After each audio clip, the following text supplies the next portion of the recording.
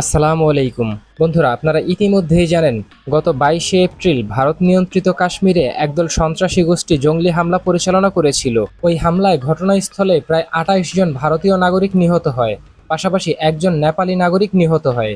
যে বিষয়টির তাৎক্ষণিক প্রতিক্রিয়ায় পাকিস্তানের পক্ষ থেকে পাকিস্তান বলেছিল এই হামলার সাথে পাকিস্তান কোনোভাবেই জড়িত নয়।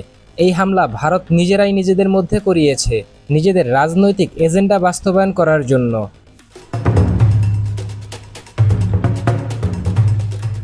এখন দেখুন, পাকিস্তানের পক্ষ থেকে ওই সময় এটাও বলা হয়েছিল কাশ্মীর হামলার বিষয়টিকে কেন্দ্র করে ভারত যদি কোনোভাবে পাকিস্তানের অভ্যন্তরে হামলা পরিচালনা করার চেষ্টা করে, তাহলে পাকিস্তান সশস্ত্র বাহিনী এর দাঁত ভাঙা জবাব দেবে ভারতকে।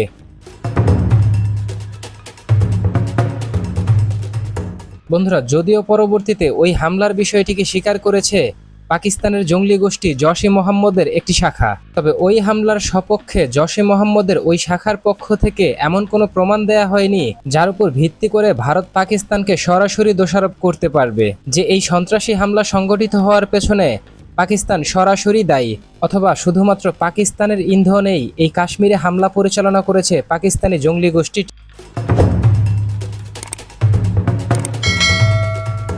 বন্ধুরা, দীর্ঘ 2 সপ্তাহ যাবৎ পাকিস্তান এবং ভারত এই দুইটি দেশের মাঝেই ক্রমশই উত্তেজনা বৃদ্ধি পাচ্ছিল এবং ধারণা করা হচ্ছিল যে কোনো মুহূর্তে যে কোনো সময় দুই দেশের মাঝে চলমান যুদ্ধ, চলমান কথার যুদ্ধ পেরিয়ে যে কোনো মুহূর্তে সশস্ত্র সংঘাতে জড়িয়ে যেতে পারে এই দুইটি দেশ।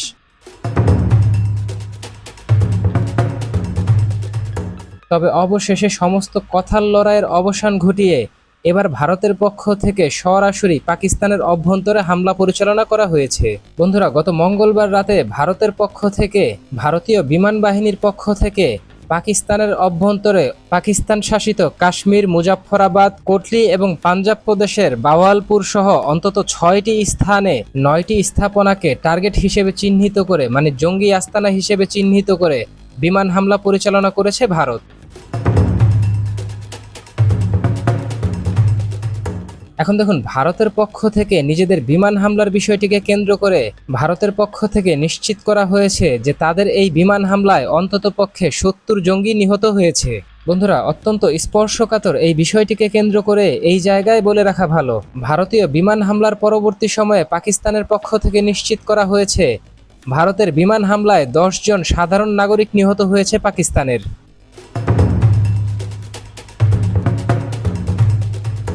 বন্ধুরা, পাকিস্তানের ওই বিবৃতির একাংশে পাকিস্তানের পক্ষ থেকে নিশ্চিত করা হয়েছে পাকিস্তানের অভ্যন্তরে বিমান হামলায় অংশ নেয়া ভারতীয়, ফ্রান্সের তৈরি 3টি ড্যাসল্ট রাফায়েল ফাইটার জেট সহ রাশিয়ার তৈরি একটি SU-30 MKI এবং একটি MiG-29 যুদ্ধবিমান সহ ইসরায়েলের তৈরি 4টি নজরদারি হেরন ড্রোনকে তারা শুটডাউন করেছে তাদের আকাশ প্রতিরক্ষা ব্যবস্থার মাধ্যমে। এছাড়াও ভারতীয় বিমান বাহিনীর একটি হেলিকপ্টারকে শুটডাউন করেছে পাকিস্তান।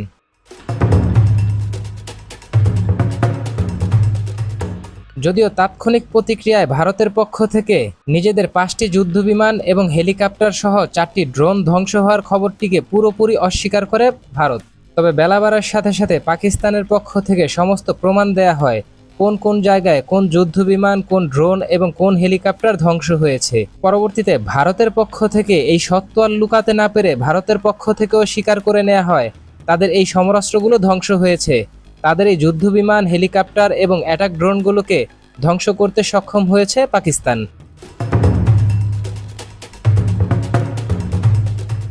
এখন দেখুন, হামলা পরবর্তী সময় থেকে পাকিস্তান এবং ভারত কাশ্মীর, পাঞ্জাব সহ নিজেদের যে সীমান্ত অঞ্চলগুলো রয়েছে এই অঞ্চলগুলোতে একে অপরের বিরুদ্ধে থেমে থেমে গুলি বিনিময় করেছে। সর্বশেষ তথ্য অনুযায়ী 28 ভারতীয় সাধারণ নাগরিক নিহত হয়েছে পাকিস্তানি সশস্ত্র বাহিনীর গুলিতে। এছাড়াও ভারতীয় বাহিনীর গুলিতে পাকিস্তানের প্রায় 10 জন সাধারণ মানুষ নিহত হয়েছে।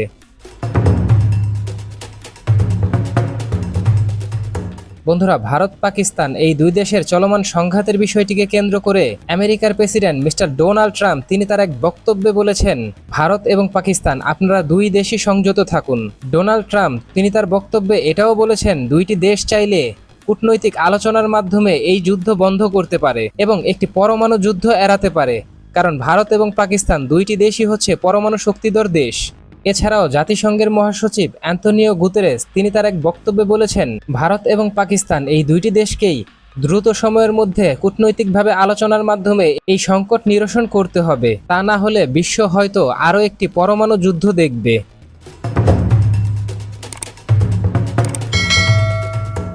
বন্ধুরা, ভারত পাকিস্তান চলমান উত্তেজনার মধ্যে ভারত তার পরম মিত্র আমেরিকা এবং আমেরিকার প্রেসিডেন্ট মিস্টার ডোনাল্ড ট্রাম্পকে ভারতের পক্ষ থেকে ফোন কলের মাধ্যমে জানানো হয়েছে, আমরা পাকিস্তানের অভ্যন্তরে আরও বিস্তৃত বড় পরিসরে হামলা পরিচালনা করতে চাই।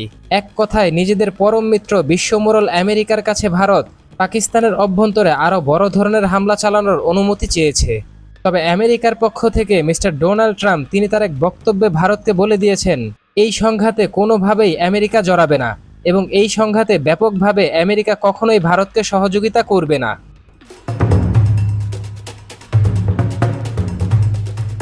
এখন দেখুন, ভারতের যখন প্রধান মিত্র আমেরিকার পক্ষ থেকে এমন স্টেটমেন্ট এলো, তার বিপরীতে পাকিস্তানের পরম মিত্র চীনের পক্ষ থেকে পাকিস্তানকে নিশ্চয়তা দেওয়া হলো, ভারতের সাথে যুদ্ধে আপনাদেরকে আমরা পুরোপুরি কূটনৈতিক সমর্থন দিব, সেটা আন্তর্জাতিক অঙ্গনেও এবং জাতিসংঘের নিরাপত্তা পরিষদেও।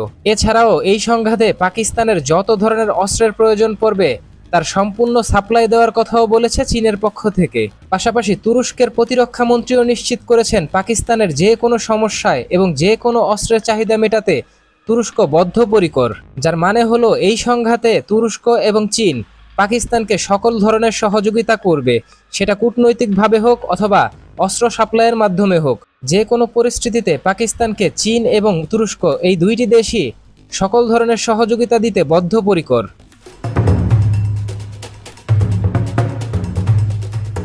তার বিপরীতে ভারতের পক্ষে শুধুমাত্র পানামা এবং ইসরায়েল এই দুইটি দেশই দাঁড়িয়েছে, তারা কূটনৈতিকভাবে সমর্থন করবে এই যুদ্ধের বিষয়টিকে কেন্দ্র করে। এছাড়াও ইসরায়েলের পক্ষ থেকে বলা হয়েছে ভারত তার আত্মরক্ষার অধিকার রাখে, কিন্তু ইসরায়েলের পক্ষ থেকে এটা বলা হয়নি বা ইসরায়েলের প্রধানমন্ত্রী মিস্টার বেনিয়ামিন নেতানিয়াহু এই নিশ্চয়তা ভারতকে দেয়নি যে পাকিস্তানের সাথে এই যুদ্ধে ভারতকে তারা বিপুল পরিমাণ অস্ত্র সাপ্লাই করবে বা বিপুল পরিমাণ রসদ সাপ্লাই করবে।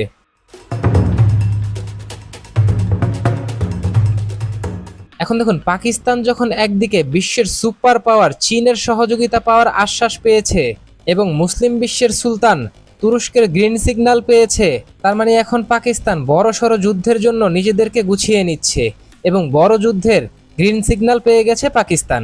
এখন দেখুন, পাকিস্তান যখন একদিকে নিজেদের মিত্রর থেকে গ্রিন সিগন্যাল পেয়ে বড় যুদ্ধের প্রস্তুতি নিচ্ছে, ঠিক তার বিপরীতে ভারত তাদের কোনো মিত্রকেই নিজেদের এই দুঃসময় পাশে পাচ্ছে না।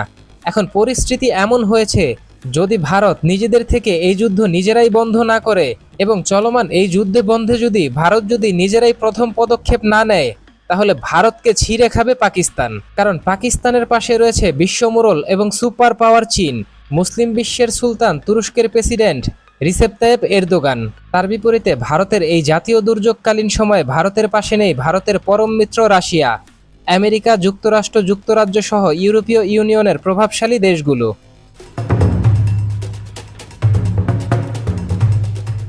তো বন্ধুরা, ভারতের পক্ষ থেকে পাকিস্তানের উপর আগ বাড়িয়ে হামলা করে যুদ্ধ পরিস্থিতি তৈরি করে এভাবে বিপদে পড়া এবং নিজেদের কোনো মিত্রকে নিজেদের দুঃসময়ে পাশে না পাওয়া, তার বিপরীতে পাকিস্তান চীন এবং তুরস্কের সমর্থন পেয়ে যুদ্ধের জন্য বড়সড় প্রস্তুতি নেওয়া, এই বিষয়টিকে কেন্দ্র করে আপনি কি ভাবছেন? আপনার গুরুত্বপূর্ণ মতামতটি জানিয়ে দিন কমেন্ট বক্সে। আমাদের ভিডিওটি ভালো লাগলে আমাদের সমর্থন করতে ভিডিওটিতে লাইক, কমেন্ট, শেয়ার এবং চ্যানেলটিকে সাবস্ক্রাইব করে সঙ্গে থাকুন। ধন্যবাদ।